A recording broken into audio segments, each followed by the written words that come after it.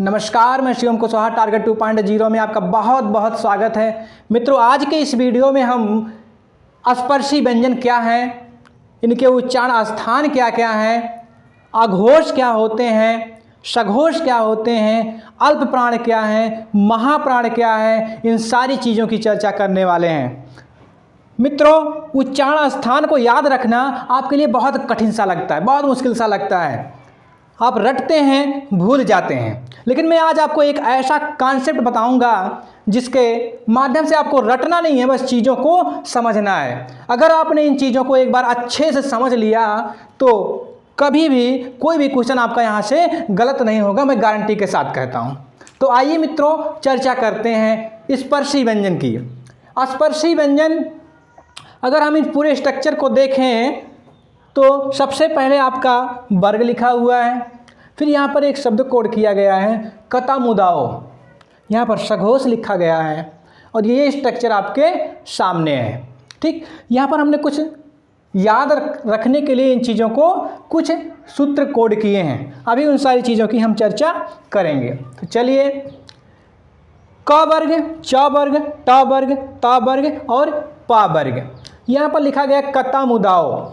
ठीक, क का मतलब कंठ, ता का मतलब तालु, मु का मतलब मूर्धा, दा का मतलब दंत, ओ का मतलब ओष्ठ है। यहाँ पर सघोष लिखे गए हैं आ, ई, री, उ और उ।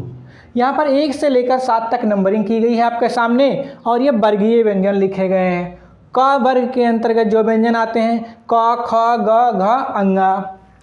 च वर्ग के अंतर्गत च, छ, ज, झ, इया। ट वर्ग के अंतर्गत ट, ठ, ड, ढ, अड़ा। त वर्ग के अंतर्गत त, थ, द, ध, न।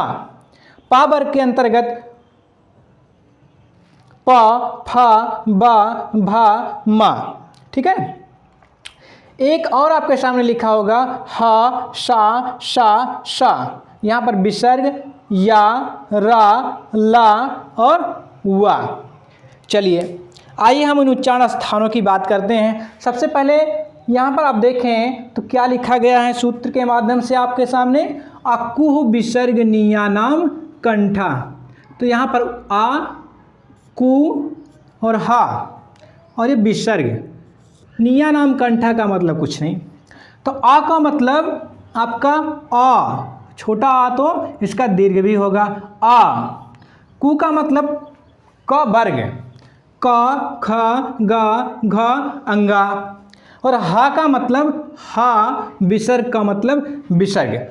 बहुत ही आसान है याद रखना मित्रों कि अकुह विसर्गनीय नाम कंठा मतलब कंठ से उच्चारित होने वाले वर्ण आपके कौन कौन से हैं। तो आ, क, ख, ग, घ, अंगा और ह और विसर्ग। हो गया आपका काम। ठीक है, बहुत आसान है। अकुह विसर्गनीय नाम कंठा। चलिए आ जाते हैं, तालु से उच्चारित होने वाले आपके वर्ण कौन कौन से हैं। तो आपके सामने ये सूत्र लिखा गया है, इचु यसा नाम तालु, चु यसा नाम तालु। इसका मतलब कुछ नहीं। ई का मतलब ई, तो इसका दीर्घ भी यानी ई। चु का मतलब च वर्ग, च, छ, ज, झ, या। और या का मतलब या और सा का मतलब सा। ये भी बहुत आसान है। इचु यसा नाम तालु यानी ई और पूरा चा वर्ग और या और सा। ये आपके उच्चारित होने वाले वर्ण कौन से हैं, तालु से। चलिए मूर्धा की तरफ आते हैं कि मूर्धा से आपके कौन कौन से वर्ण उच्चारित होते हैं। तो सूत्र आपके सामने क्या लिखा गया है, ऋतु रसाणाम मूर्धा। इसका मतलब कुछ नहीं। री का मतलब री और टू का मतलब ट वर्ग, ट, ठ, ड, ढ, अड़ा और रा का मतलब रा और षष्ठी सा। ठीक, तो ऋतु रसाणा मूर्धा यानी री, ट, ठ, ड, ढ, अड़ा, र और षष्ठी सा। ये आपके मूर्धन्य से, मूर्धा से उच्चारित होने वाले वर्ण हैं। चलिए दंत की तरफ ले चलते हैं मित्रों आपको कि दंत से आपके कौन कौन से वर्ण उच्चारित होते हैं। तो इसका सूत्र कोड किया गया है लितुलसानाम दंता। नाम दंता का मतलब कुछ नहीं, लृ का मतलब लृ, संस्कृत में लृ का भी दीर्घ होता है। तु का मतलब त वर्ग, त थ द ध न, और ये ला और शा। ठीक, तो लितुलसानाम दंता लृ त थ द ध न ला और शा, ये आपके दंत से उच्चारित होने वाले वर्ण हैं। ठीक, तो आइए मित्रों लास्ट आपका ओष्ठ से उच्चारित होने वाले वर्ण को कोड करते हैं। यहाँ पर सूत्र की अगर हम देखें, उपमाननीया नाम ओष्ठव। ठीक, इसका मतलब कुछ नहीं, उ का मतलब उ और इसका दीर्घ उ। ठीक, पु का मतलब पा फा बा भा मा। ठीक, पा वर्ग, और वा का मतलब वा। तो ये वर्ण आपके ओष्ठ से उच्चारित होने वाले वर्ण है। अब आपको कोई दिक्कत नहीं होगी, रटना नहीं है आपको, बस ये 4 सूत्र आपको याद रखने हैं, आसानी से आपको याद हो जाएगा। ठीक, अब कोई दिक्कत नहीं आएगी आपको एग्जाम्स में। ठीक, अघोष और सघोष की बात करते हैं, फिर हम अल्प प्राण और महाप्राण की बात करेंगे। ठीक, अल्प प्राण की अगर हम बात करें तो अल्प प्राण वर्ण कौन कौन से होते हैं, परिभाषित करना अगर इसे हम चाहें तो वह वर्ण जिनके उच्चारण में फेफड़ों से जो वायु है वो कम मात्रा में बाहर निकलती है। ठीक, तो उसे अल्प प्राण कहा जाता है। महाप्राण जिन वर्णों के उच्चारण में फेफड़ों से वायु अधिक मात्रा में बाहर निकलती है उसे महाप्राण कहा जाता है। अघोष और सघोष की चर्चा कर लेते हैं थोड़ा। अघोष जिन वर्णों के उच्चारण में स्वर यंत्रियों में कंपन नहीं होता है उसे अघोष कहते हैं। ठीक, सघोष की बात करें अगर हम तो जिन वर्णों के उच्चारण में हमारे स्वर यंत्रियों में क्या होता है, कंपन होता है, उसे सघोष कहा जाता है। आइए इस वर्ग की अगर हम चर्चा करें तो जो 5वां वर्ग है आपका अंगा इया रा ना मा।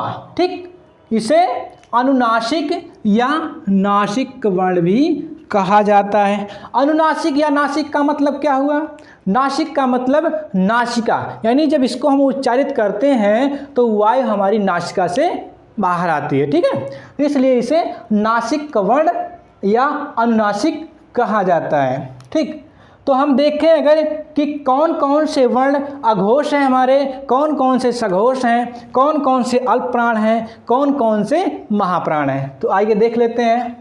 तो जो ये आपका पहला वर्ग है का चा टा ता पा। ठीक, और ये जो वर्ग है खा छा ठा था फा। ठीक, यानी पहला वर्ग और दूसरा वर्ग, क्या पहला और दूसरा, ये दोनों वर्ग आपके अघोष कहे जाते हैं। ठीक, सघोष की बात करें अगर मित्रों तो तीसरा वर्ग, चौथा वर्ग और 5वां वर्ग। ठीक, 3, 4 और 5 ये वर्ग आपके सघोष कहे जाते हैं। ठीक, और 1 से लेकर 5 तक आपको पता ही है कि वर्गीय व्यंजन और स्पर्शी व्यंजन कहे जाते हैं, जिनकी संख्या 25 है, पिछले वीडियो में हमने पढ़ा था। ठीक, इस वर्ग की अगर हम बात करें तो क्या लिखा है, हा शा शा शा।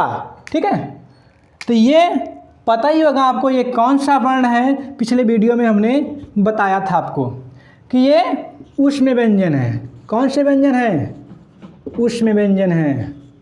ठीक, और लास्ट वाला अगर आप देखें, विसर्ग छोड़ दीजिए, या रा ला और वा, ये कौन से व्यंजन है आपके, अंतस्थ व्यंजन। ठीक, आ जाते हैं अल्प प्राण और महाप्राण को कवर कर लेते हैं। तो पहला वर्ग, तीसरा वर्ग, 5वां वर्ग। ठीक, 1, 3, 5 और इधर आपका लास्ट वाला वर्ग। ठीक है, या रा ला और वा, ये आपके अल्प प्राण के अंतर्गत आते हैं, पहला, तीसरा, 5वां और लास्ट। ठीक है, तो ये आपके अल्प प्राण के अंतर्गत आते हैं। महाप्राण की अगर हम बात करें तो दूसरा वर्ग, चौथा वर्ग, और छठा वर्ग, ठीक है। यानी 2, 4 और 6 क्या है आपके महाप्राण है, ठीक है।